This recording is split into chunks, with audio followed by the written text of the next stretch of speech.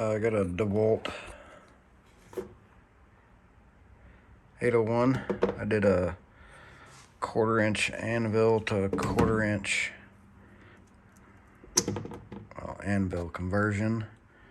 It's got a 1/4-inch anvil in it from Milwaukee. Let's see how this baby works.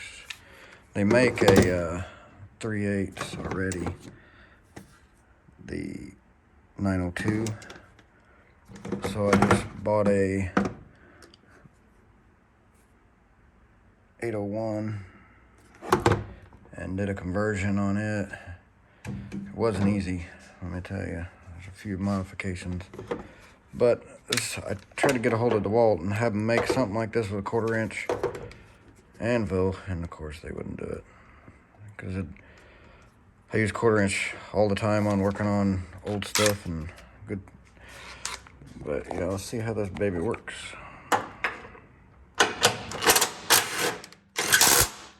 It's a beast. That's on 3. And what I like about it is if you can go slow. Let me turn it up again.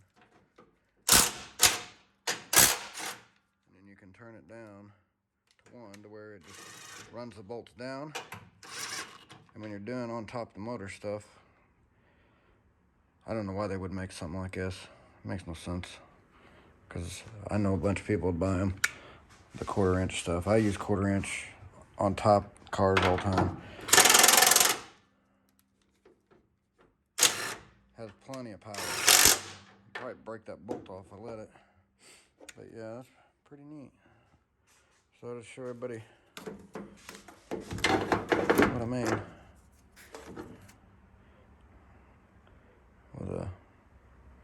It had a 1/4-inch anvil just like that on it. And then I put that on it, which is sweet. Oh, I love this thing. It's a beast.